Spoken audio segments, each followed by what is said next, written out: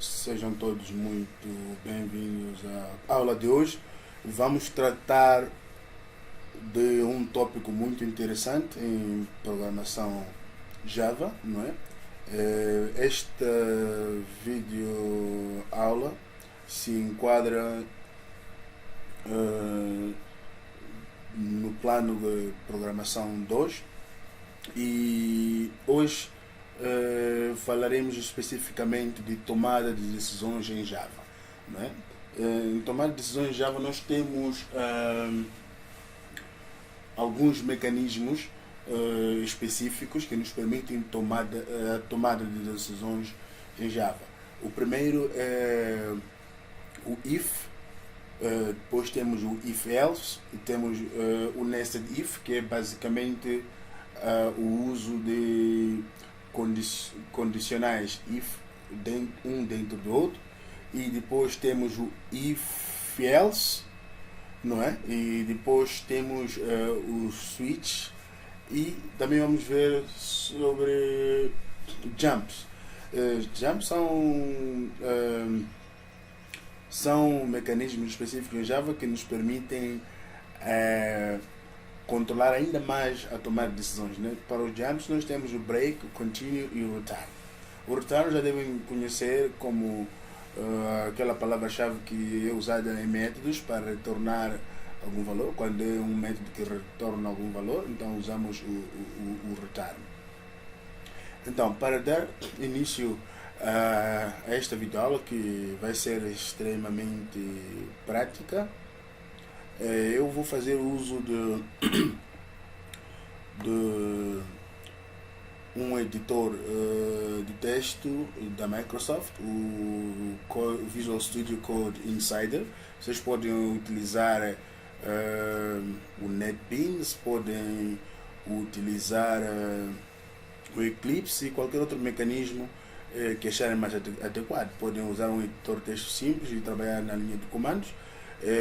Neste computador específico com que vou trabalhar hoje, eu tenho o Windows Subsystem, né? A Linux Subsystem, que me permite trabalhar no Ubuntu enquanto estou no Windows. Então aqui não há nada demais. Eu tenho aqui uma pasta criada exatamente para a videoaula de hoje. Vou mudar para esta pasta e nesta pasta vou abrir isto no Code Insiders. Então eu vou abrir o Code Insiders.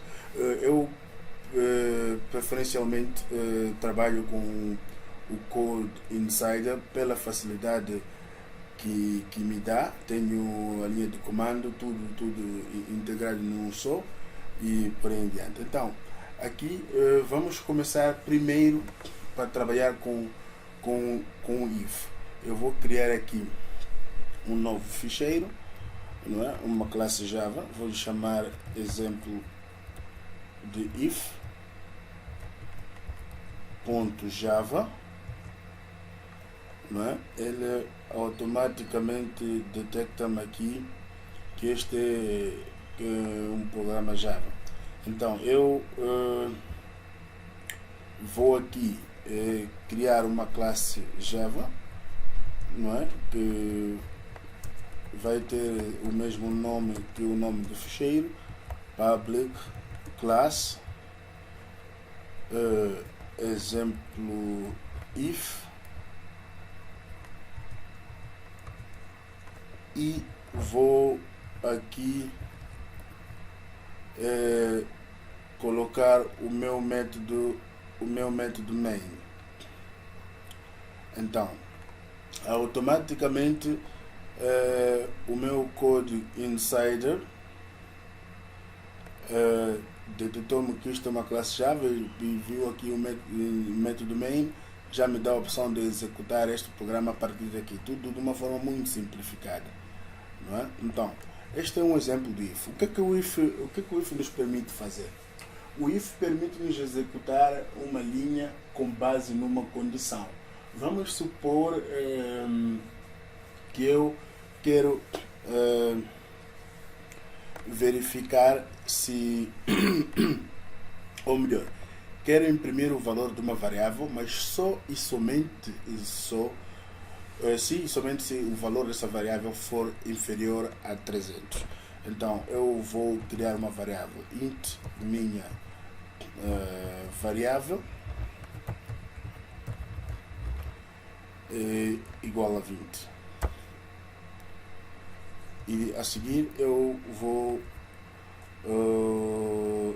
dizer south, né? Eu tenho aqui o println e vou imprimir o valor da minha variável. Então, ao executar este programa, eu posso clicar aqui para executar este programa, não é? Ele me dá aqui o resultado 20.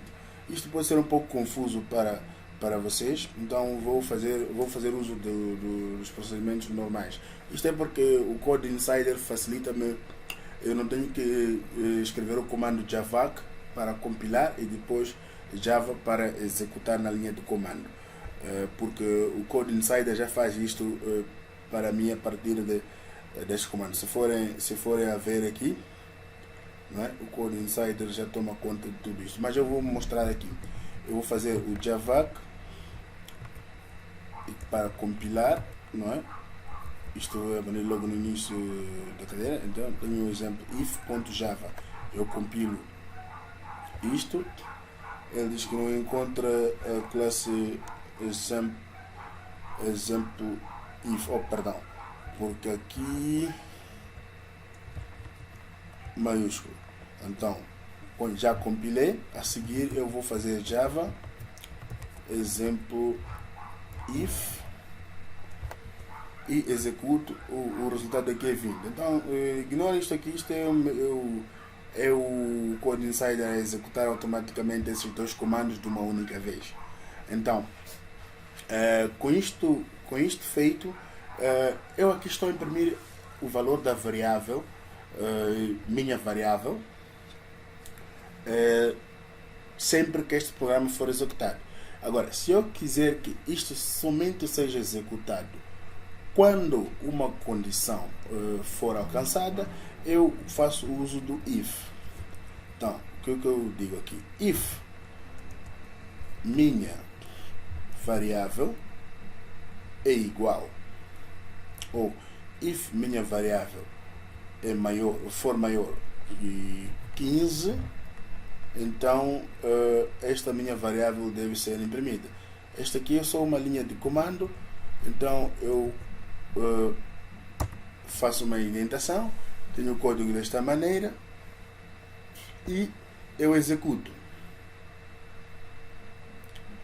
Reparem que ele imprime o resultado 20.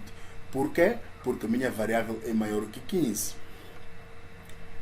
Então, de novo, para que não esteja complicado, eu vou fazer o javac para compilar e java para executar. Ele imprime o valor da variável.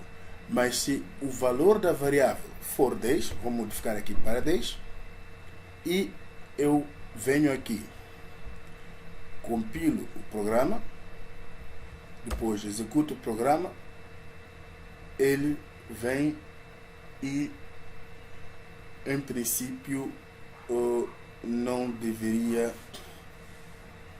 imprimir.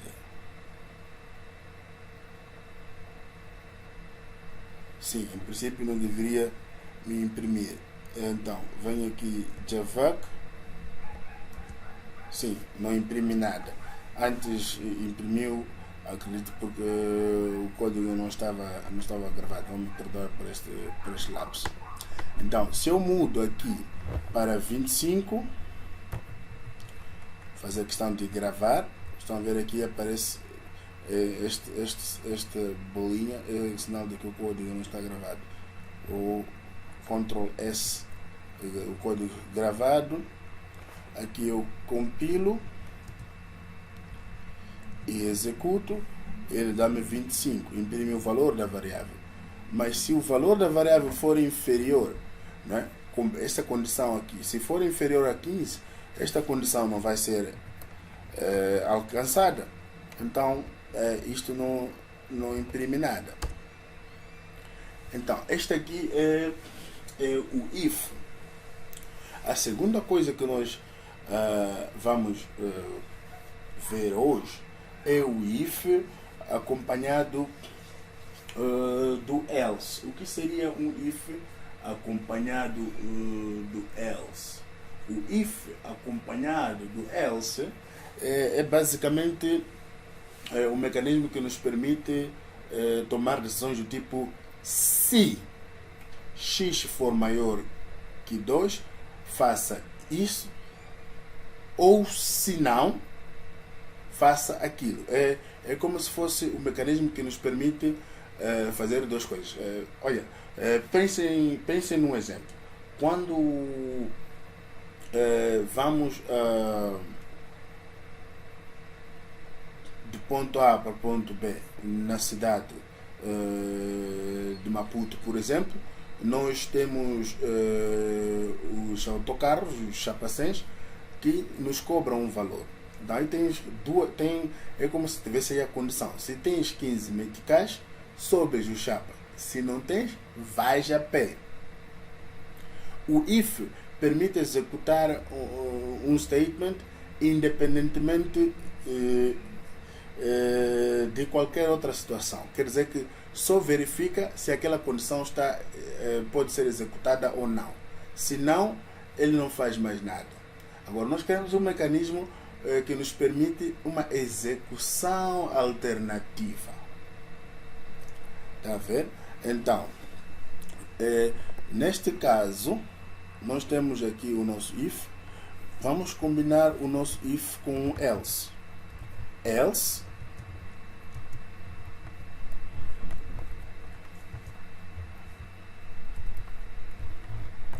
a variável não passou a verificação, ou a variável não satisfaz a condição.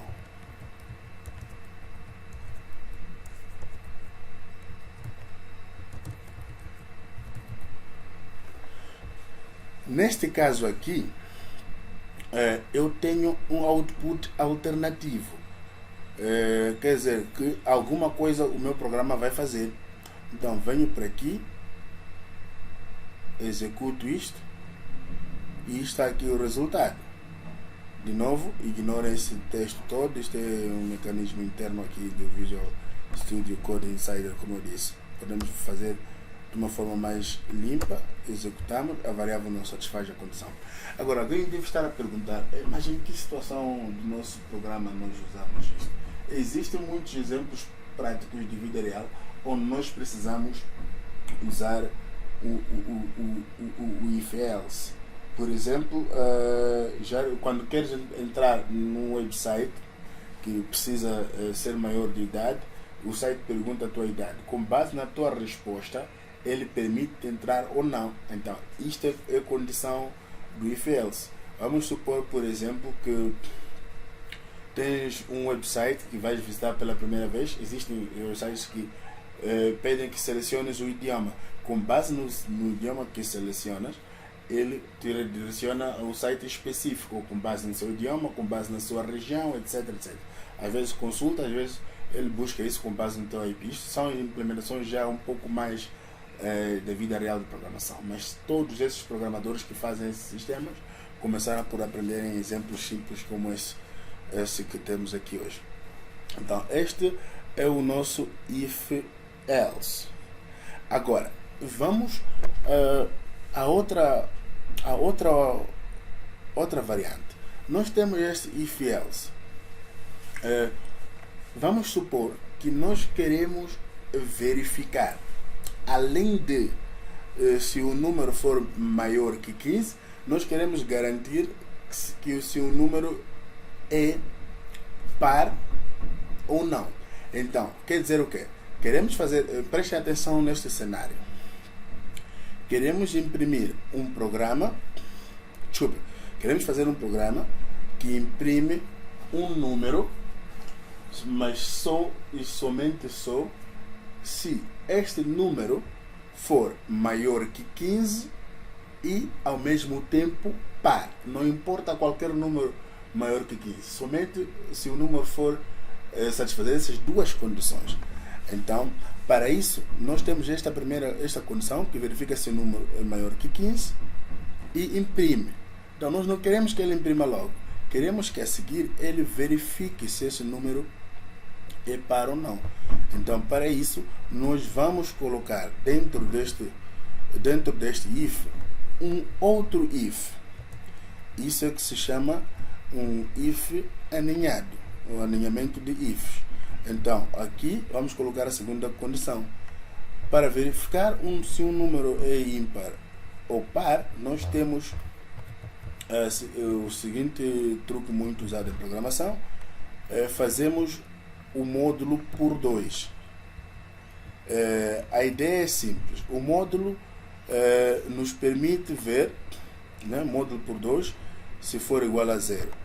O módulo, este operador módulos, esse percentual, chama-se operador módulo, nos permite saber o resto de uma divisão de inteiros.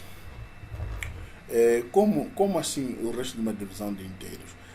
O módulos permite, é como se nós tivéssemos assim, 3 dividido por 2 com inteiro, isto dá 1 resto 1. Então, este módulo aqui nos dá esse resultado. Então, de uma forma muito rápida, para lhes facilitar, depois mostro dentro de instantes a lógica por detrás do operador de módulos. Vamos só perceber como é que funciona o operador de módulos. Então, para perceber este operador de módulos, vamos fazer assim: 4 módulos 2. Vamos fazer o outro aqui: 4 dividido por 2.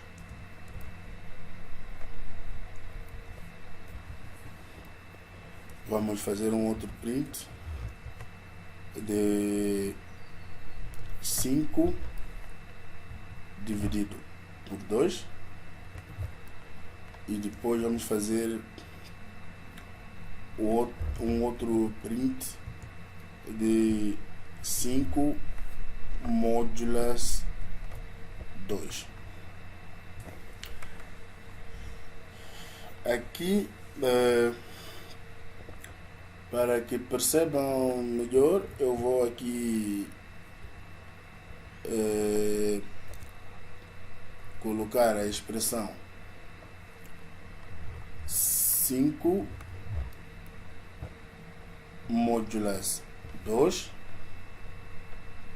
Aqui também vou fazer questão, só para estar claro a qual resultado cada linha se trata. Dividir por 2, expor sinal de igualdade.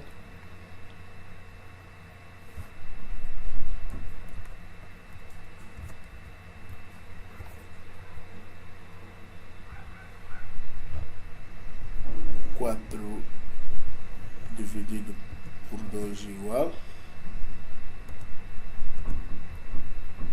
E aqui, por fim, temos o 4 módulos 2.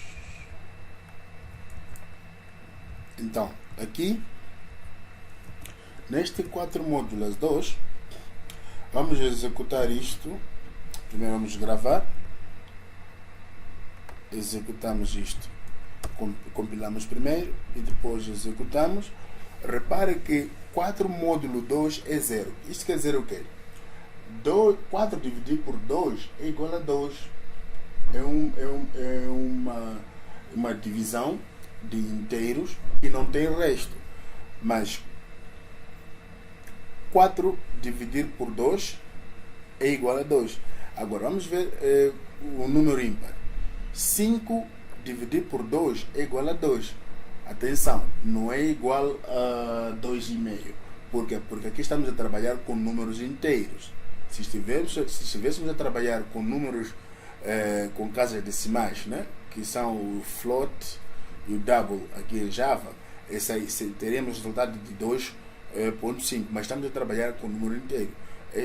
Propositamente só demonstrar esse exemplo porque o modulas trata-se de um operador que retorna o resto de divisão de inteiros. Então neste caso o 5 módulas 2 é igual a 1. Por quê? Porque se fizermos a conta, lembra na primária, quando fazemos divisão, 5 dividido por 2 é igual a 2, resto 1. Então, neste caso aqui, o módulo esquece a parte da divisão e só é um operador que nos diz qual é o resto de uma determinada divisão. Agora que já estamos entendidos com o assunto de módulos, voltamos para aquilo que é o tópico nosso de hoje. Então, temos aqui o nosso pequeno programa, não é? O nosso pequeno programa. Temos aqui, vou englobar este else dentro de chavetas também, de modos que esteja mais claro todos os blocos. Formatação aqui permite organizar o meu código. Eu posso tirar essas as linhas em excesso aqui para que o código esteja um pouco mais compacto. Então, reparem aqui. Primeiro, temos este loop externo. A linha número 8 é um loop externo. Então, vamos aqui colocar um comentário. Desculpa, um loop não, um if externo. If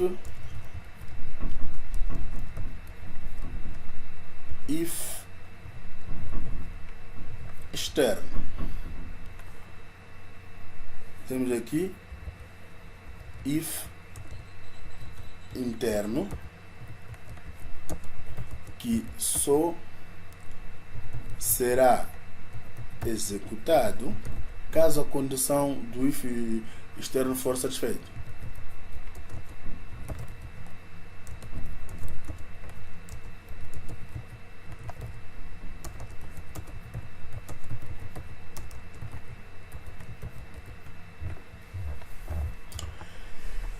Então, se formos a compilar este programa e executar, aqui a nossa variável é 7. Minha variável é igual a 7. Então, primeiro o programa vem aqui e verifica. Minha variável maior que 15? Não. Então, ele automaticamente vai ignorar tudo que está dentro deste if externo e vai executar o que está aqui no else. Estão a perceber? Peço perdão. Então, aqui vamos supor que a nossa variável é 17. Se a nossa variável for 17, ele idem não vai executar aqui. Por quê? Porque apesar de passar esta primeira verificação, que 17 é maior que 15, sim, ele não passa da segunda verificação, porque o 17 não é ímpar. O que nós podemos fazer também é colocar dentro do if, dentro do if externo, podemos combinar o nosso if interno com um else.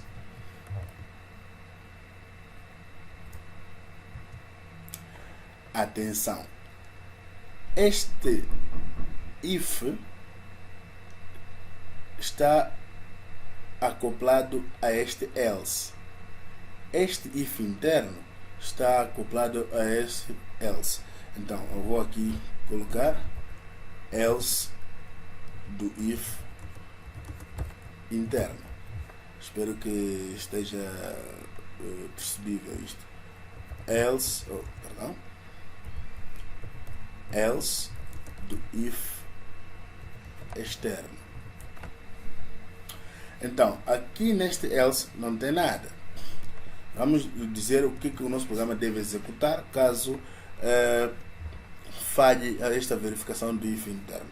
Então, aqui nós queremos que ele nos diga que a variável, ou o valor da variável,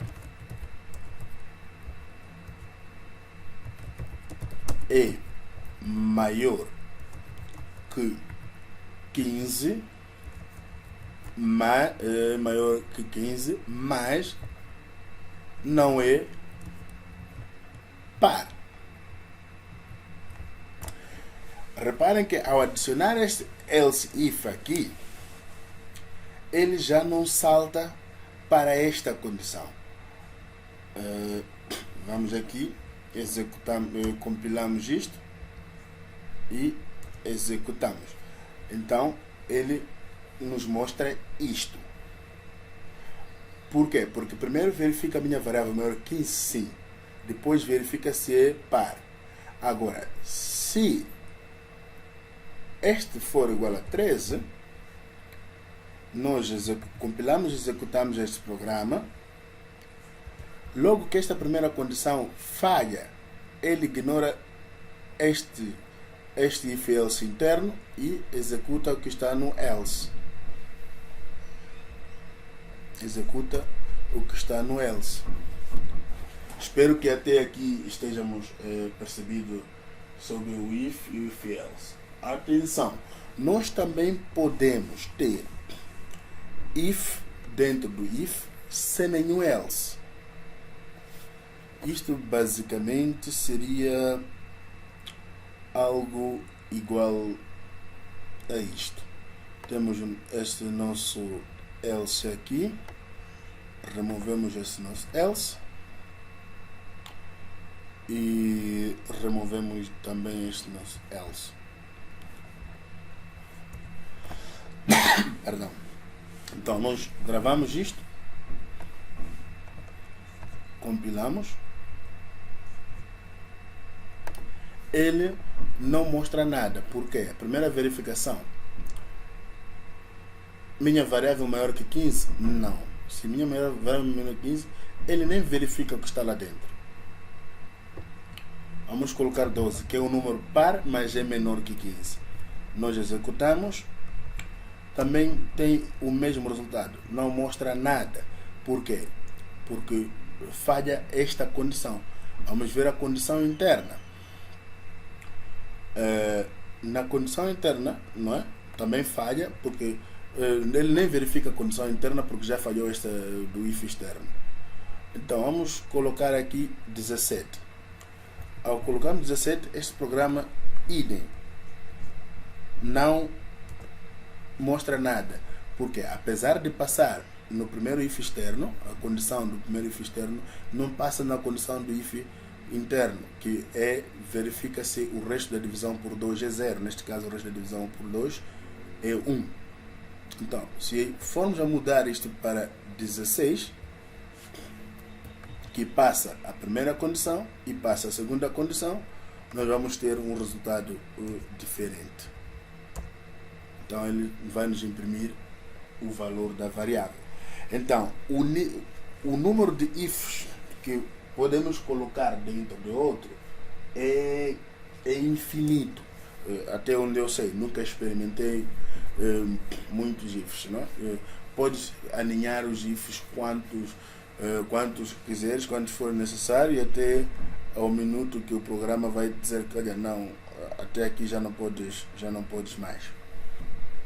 Então, este aqui é o nosso if else. O segundo que nós vamos tratar hoje, desculpa, o segundo não. o outro elemento que nós temos, nós já vimos o if, vimos um if com else, vimos um if else aninhado, vimos if aninhado, e agora vamos ver um switch. Como seria um switch? O switch é um mecanismo que nos permite verificar ou executar um determinado statement caso uma condição, dentre muitas, é atingida. Vamos aqui começar. Switch. Então vamos fazer switch com minha variável. Quer dizer, a minha variável vai ser usada para verificar os switch.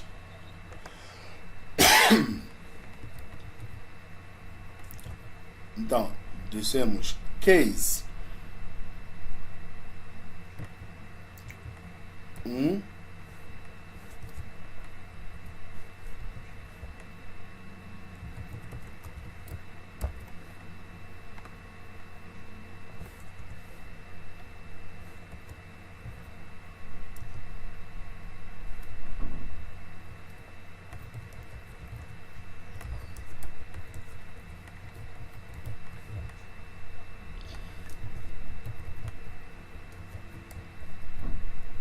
a ideia que estavam sem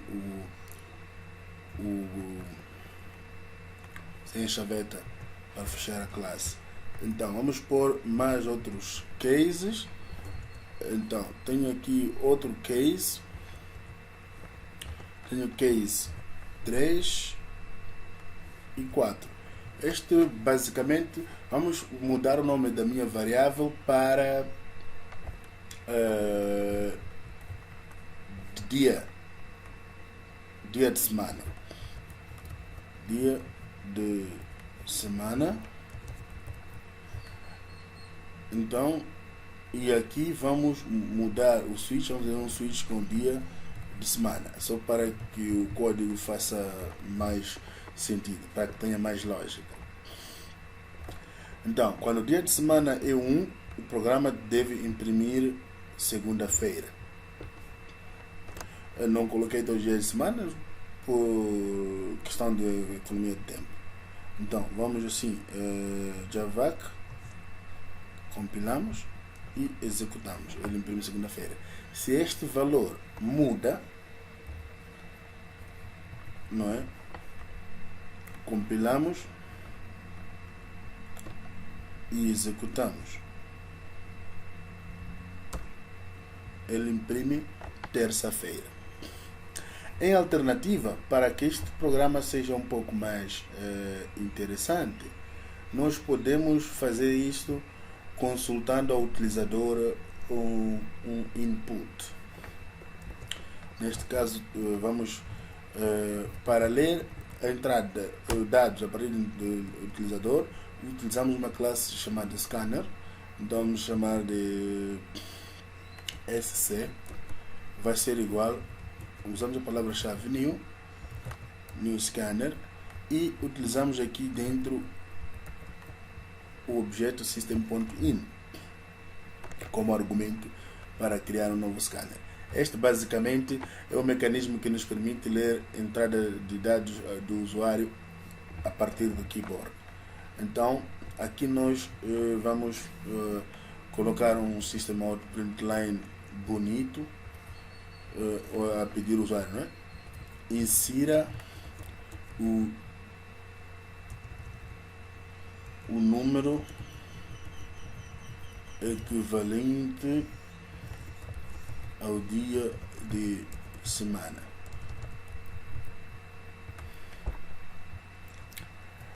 Então queremos que o usuário coloque o input aqui, não é? Então usamos print em vez de println. Depois eu vou explicar a diferença. Mas então, a seguir a isto, nós vamos dizer assim: SC Oh, desculpe. Dia de semana vai ser igual a sc.nextInt.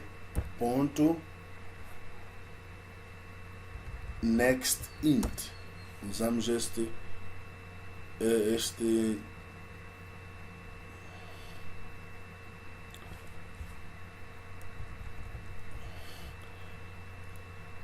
nextInt. Aqui vamos compilar e executar o nosso programa. Javac executar. Aqui me pergunta o dia de semana. Eu escrevo o dia de semana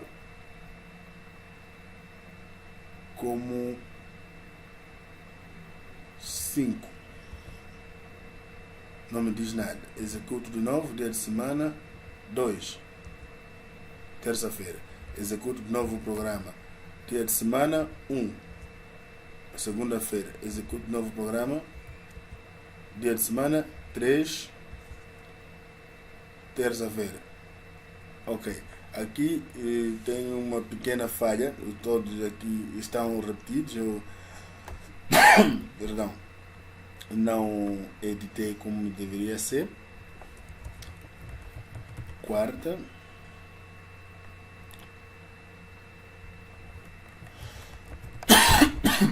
Perdão. Quinta.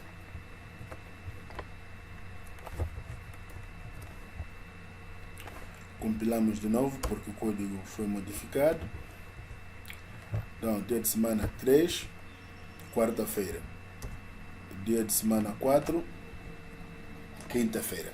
Então, o programa comporta-se de forma diferente. Atenção, para se usar o objeto scanner, a classe scanner, nós devemos importar esta classe. Para importar, simplesmente aqui, acima do nome da classe, devemos escrever import. A classe scanner está dentro do pacote Java útil. Não é um pacote que já vem com GUK, só temos que fazer o import e já está. Então, assim nós temos o nosso switch e case. Agora, como é que seria o negócio de break contínuo? Então, para percebermos o break contínuo, vamos trazer aqui um exemplo muito simples. E nós já temos o break que simplesmente corta a execução do programa, não é? Agora, vamos um exemplo do contínuo.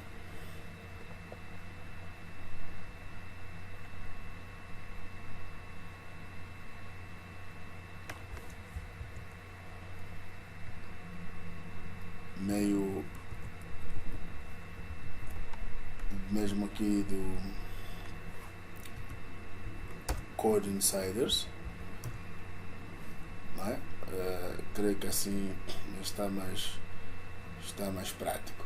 Então, o que é que o contínuo faz aqui?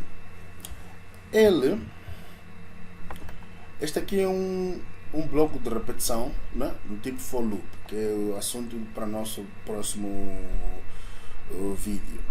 Então, neste for loop, o que acontece?